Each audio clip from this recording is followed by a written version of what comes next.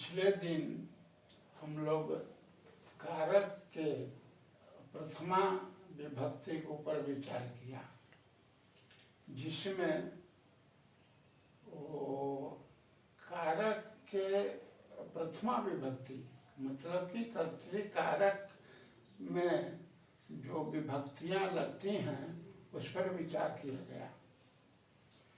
आज हम लोग द्वितीय विभक्ति पर विचार करेंगे।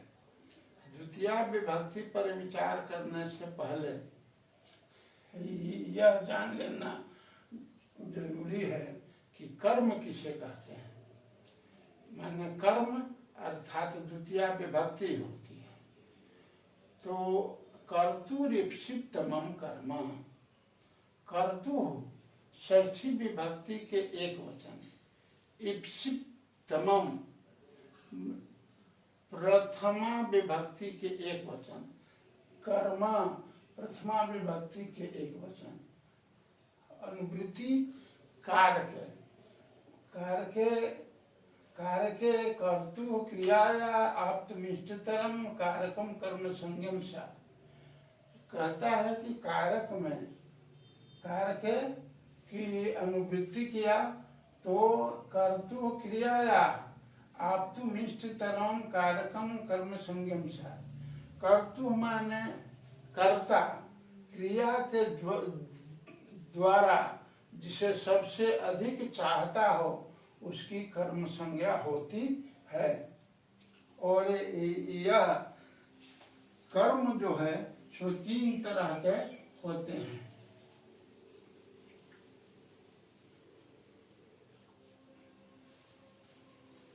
कर्म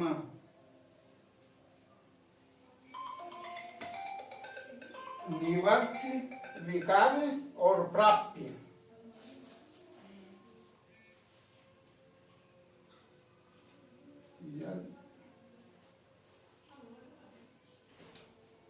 सज्जायते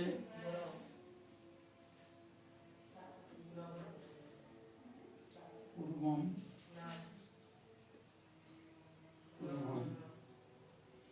जन्मना जब प्रकाशिते, जन्मना यत् प्रकाशिते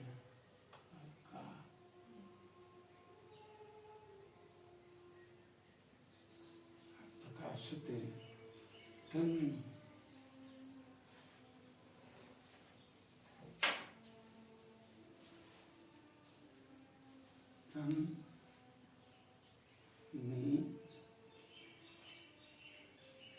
तन्निवर्त्यम विकार्यम च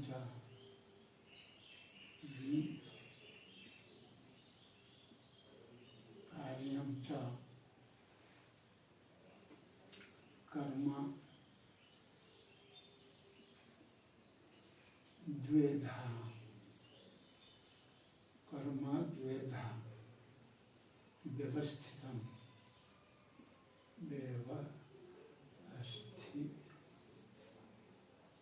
व्यवस्थितम कहता है। पद निवर्त निवर्त्य कर्म, निवर्त्य कर्म के बारे में कहता है। जद सज्जायते पूर्वं जन्मना जद प्रकाशते तन्निवर्त्यम विकार्यम च कर्म द्वेधा व्यवस्थितम। अर्थात वो जो उत्पाद्य होता है उसको निवर्त्य कर्म कहते हैं। अर्थात जो पहले से नहीं है और क्रिया के द्वारा जो उत्पन्न होता है उसे निवर्त्य कर्म कहते हैं। घटम करोति, घटम करोति, घटम करोति, पुत्रम प्रसूते, प्रसूते,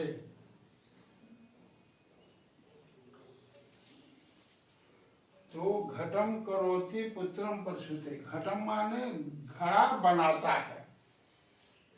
यह जो है सो पहले से घड़ा नहीं है, उसको बनाने की प्रक्रिया चलती है। तो कुंभकार घटम करोति, कुम्हार घड़ा बनाता है। तो घटम करोति माने घड़ा करता है, बनाता है। अब पुत्रम प्रसूते, पुत्र को जन्म देता है। तो दूसरा है विकार्य कर्म।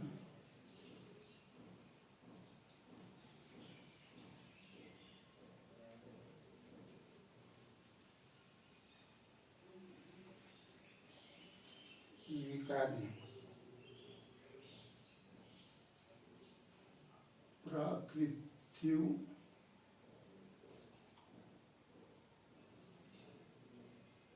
छेद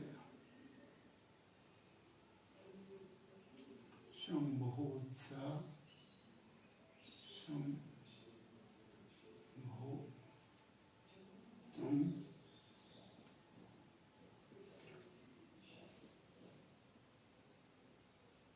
किंचित काष्ठादि भस्मवत्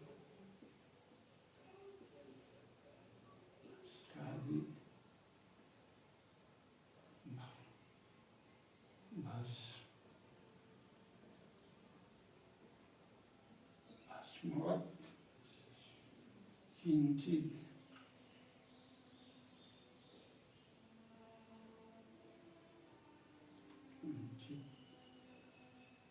गुना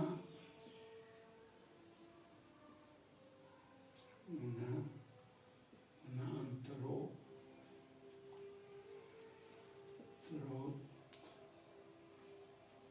पत्या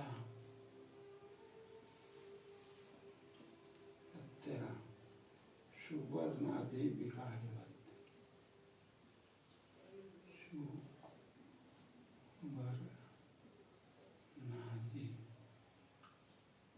विकारवत्।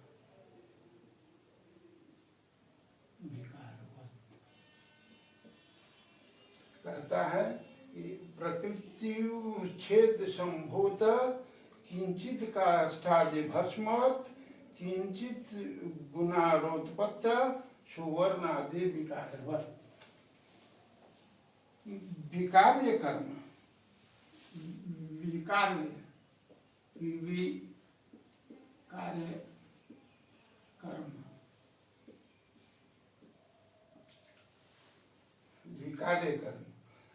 विकार कर्म हुआ है जो प्रकृति को उच्छेद करके और अवस्थान्तर को प्राप्त करता है।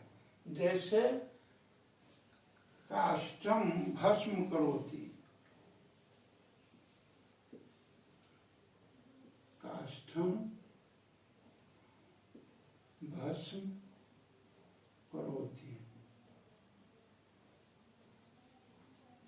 काष्ठम भस्म करोति।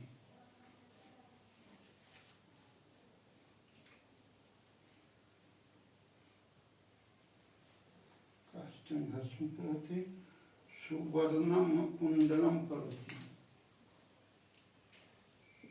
सुवर्णम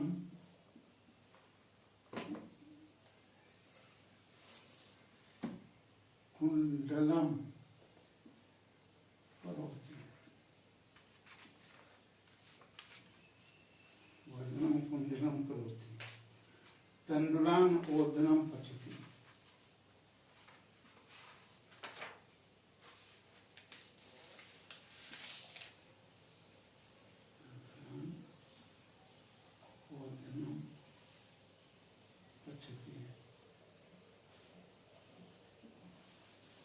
कहता है कि काष्ठम भस्म करोति, काष्ठ को, काष्ठ से लकड़ी से भस्म करता है, लकड़ी को भस्म करता है।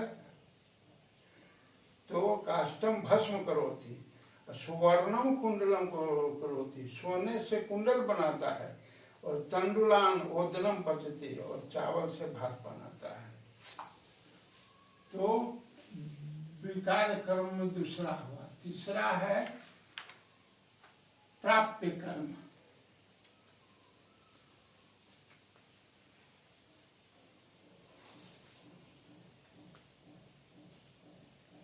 क्रिया कृत विशेषाणाम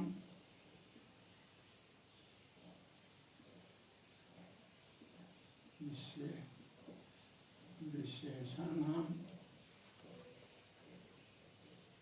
सिद्धिर्यत्र न गम्यते,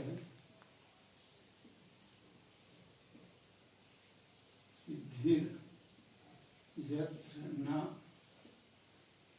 गम्यते।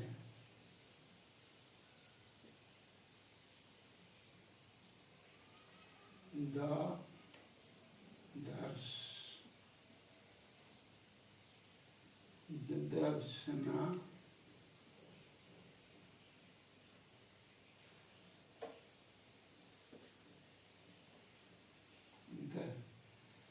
दर्शनाद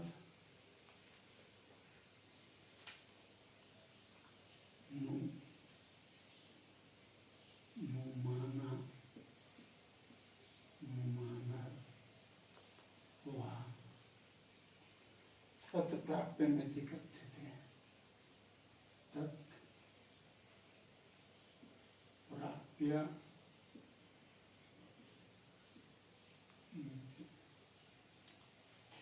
मिति कथित है।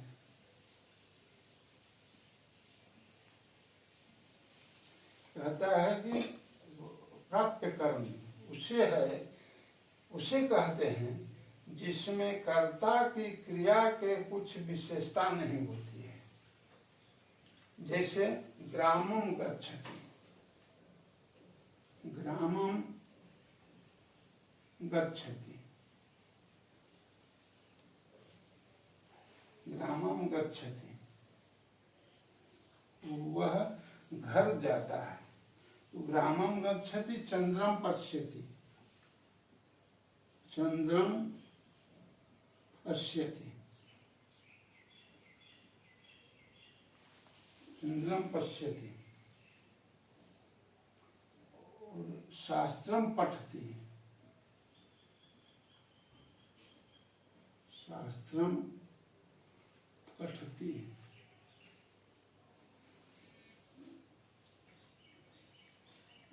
धनम इच्छति, धनम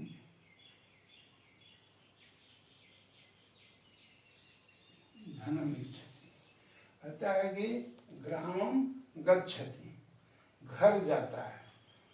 चंद्रम पश्यति, चंद्रमा को देखता है। शास्त्रम पठति, शास्त्र पढ़ता है। और धनम इच्छति, धन की इच्छा करता है। तो यह हुआ प्राप्य कर्म का उदाहरण। तो समझे हम लोग कि कर्ता कर्म के तीन भेद हुए, निवर्त, विकार और कर्म पर विचार किया गया। सह गृहम गच्छति, वह घर जाता है। यहाँ गृहम कर्म है। राम तंडुलान पचति, राम चावल से भात बनाता है। तो यह उदाहरण कर्म कारक का ही है। अन्य भी हिते,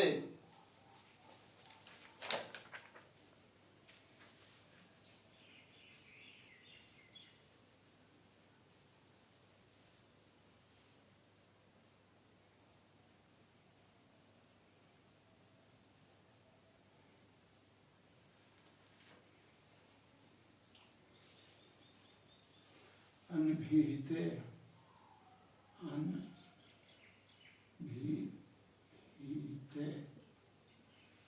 अनभिहिते,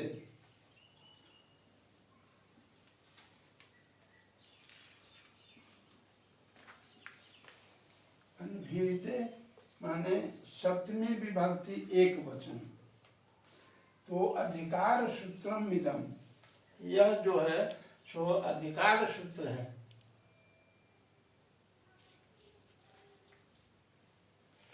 यह अधिकार सूत्र है। अनभिहिते, अकथिते, अनुक्ते, अनिर्दिष्टे केन अभिहितम, तो तिंग कृत तद्धित समासै ही। अकथिते, अनभिहिते का अर्थ है अकथिते, अनुक्ते, अनिर्दिष्टे। अकथित, अनुक्त और अनिर्दिष्ट। तो प्रश्न उठता है कि केन अभिहितम, तो उत्तर है तिंग कृत तद्धित समासै ही। कृत तद्धित समासै अभिहितम। उदाहरण, पुस्तकम पठति, ग्रामम गच्छति, इसमें द्वितीया हुई। कृत प्रत्यांत, देवदत्तेन कष्टः कृतः, तद्धित सत्येन कृतः सत्यः, समासः प्राप्तः आनंदो जमसः प्राप्तानंदः। तो अगला सूत्र है कर्मणि द्वितीया।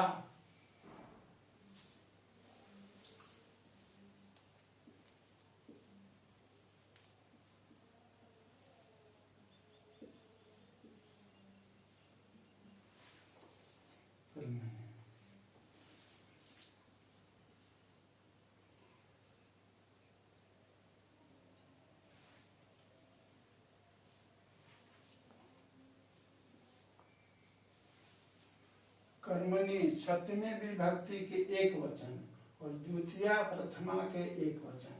तो कर्मणि द्वितीया माने कर्म कारक में द्वितीया विभक्ति होती है। तो अनभिहिते की इसमें अच्छी आ रही है, अनुवृत्ति चल रही है।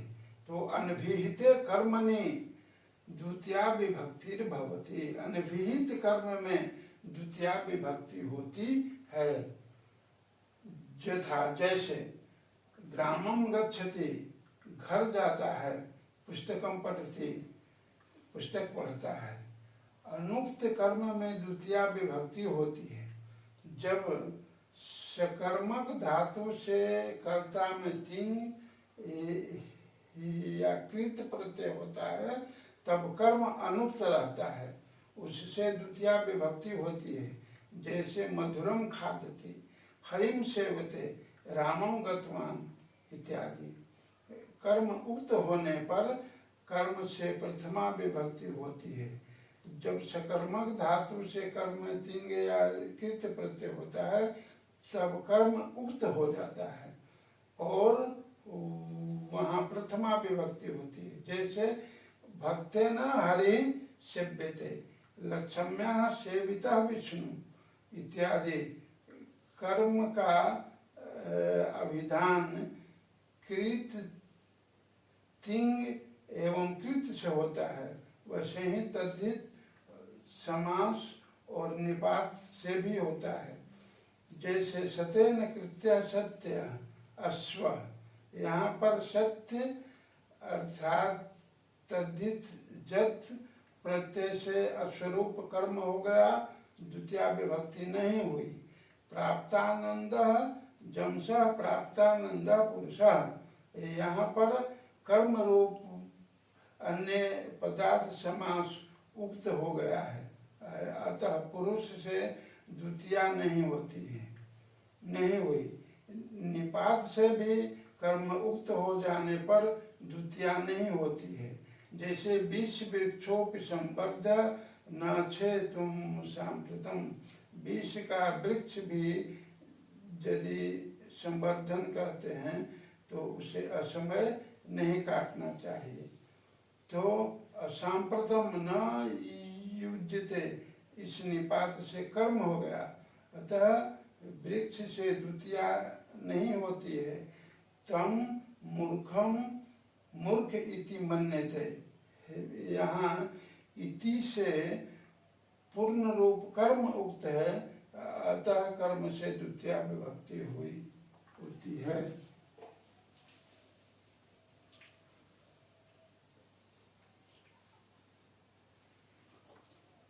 तथा युक्तम चानिप्सितम, तथा युक्तम चानिप्सितम,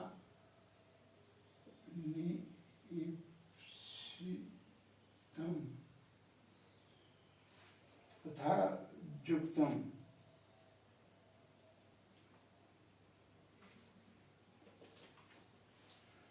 युक्तम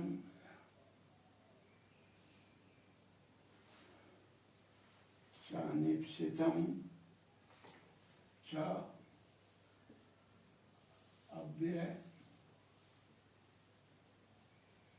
से अव्यय और अनिप्सितम अनिप्सितम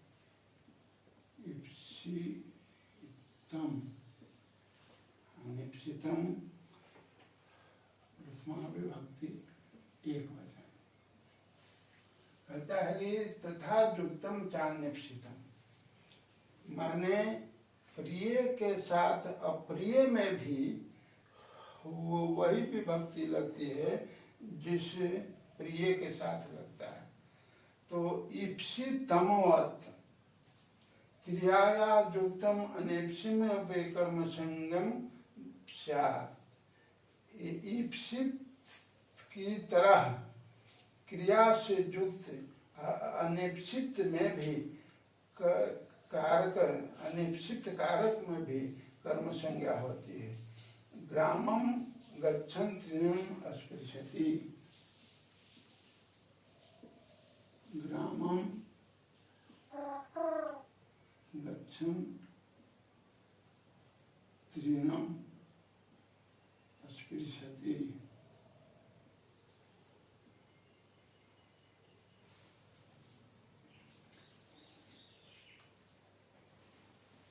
ओदनम भुंजानो भिक्षुम भुंक्ते, ओदनम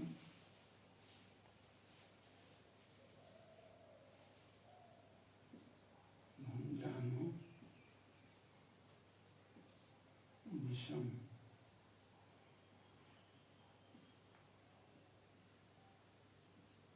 विषम भुंक्ते। कहता है कि ग्रामम गच्छन् तृणम अस्पृशति, ग्रामम में द्वितीय विभक्ति हुई तो घर जाता है, तो इच्छित विषय जो है सो घर जाना है, किंतु तृणम अस्पृशति, इच्छित के साथ अनिप्सित में भी यहाँ पर द्वितीय विभक्ति हो गई है।